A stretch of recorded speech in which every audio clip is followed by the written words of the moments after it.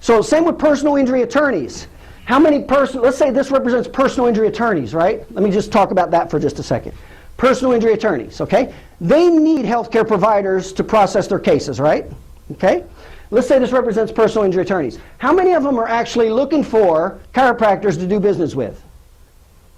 A lot or a little? A lot or a little? You guys ever had a mailing from a personal injury attorney wanting your business? Huh?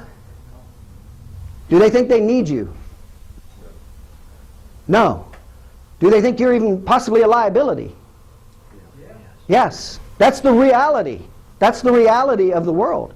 Here's the good news. If a small percentage of the personal injury attorneys are actually looking for chiropractors, and this represents the amount of personal injury attorneys who are not using chiropractors, how big's the potential market? Huge.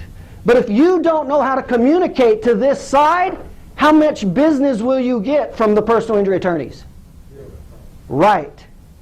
But if you know how to communicate over here, how much business do you have?